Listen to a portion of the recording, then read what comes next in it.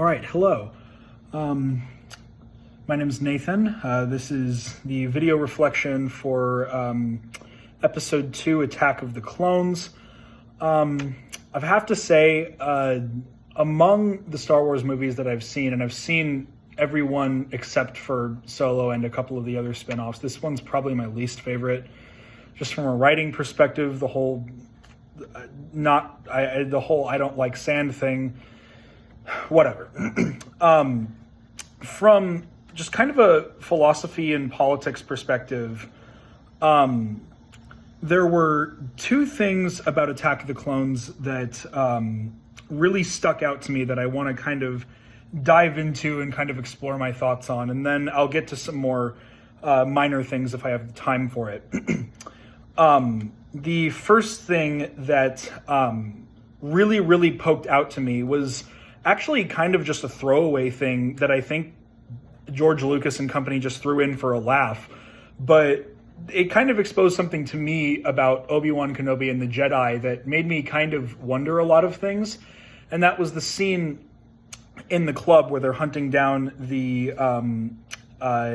assassin, where Obi-Wan walks up to the bar, and some guy, I don't remember if it was drugs or if it was weapons, or he tried to sell him something illegal, and Obi-Wan uses Jedi mind tricks to convince him to go home and rethink his life, which, again, I think it's something that they added in there for a laugh, but what I got to wondering is that if high-ranking Jedi, of which Obi is one, pun, didn't mean to do that. Anyway, if high-ranking Jedi are capable of doing that, then why is that not their main directive in society? They act within military functions like serving the Republic and whatnot, but if they're capable, say, of using mind tricks to get people to rethink their wicked ways, or possibly even to get addicts to quit whatever they're using, that didn't happen in the movie, but it's just a theoretical, then, why are they not engaged more on that level? Is it that they're not interested in virtue on an individualistic level? Is it that they're serving the Republic's interest and that they couldn't be bothered? What exactly is going on there? Was something that I kind of got to wondering. The second major thing came toward the end when Anakin, Padme, and Obi-Wan are all thrown in the gladiator pit.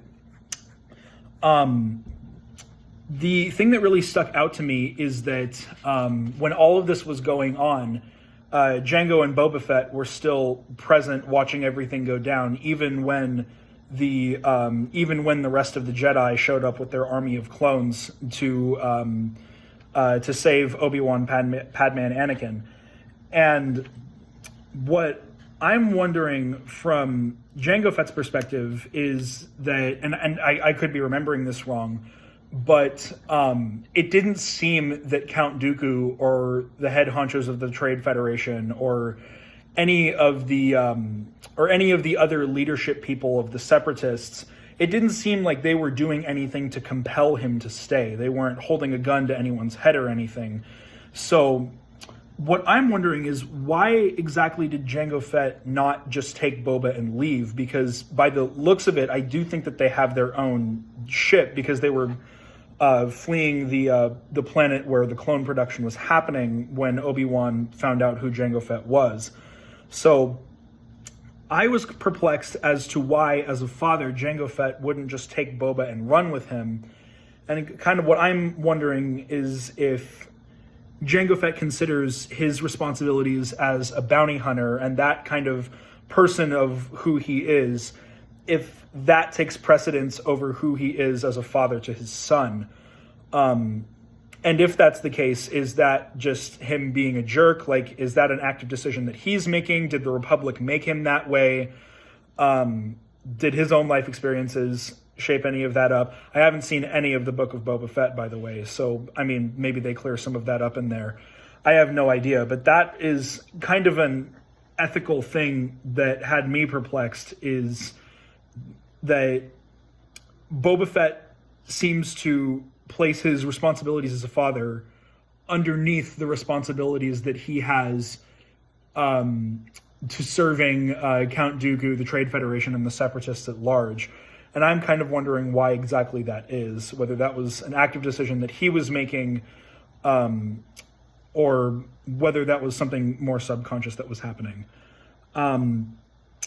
Anyway, there were some other minor things that I noticed, some parallelisms to other places within culture and history.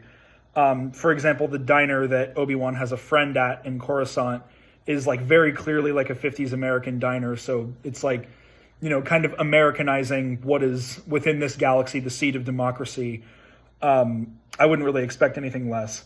And the gladiator pit, obviously, a parallelism to the ancient Romans, trying to say something about who Count Dooku is, being finding a lot of entertainment in the suffering of other people. Those were the other minor things.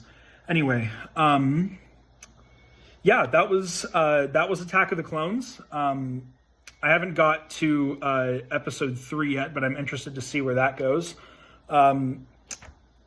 Until then, I'll see you in class.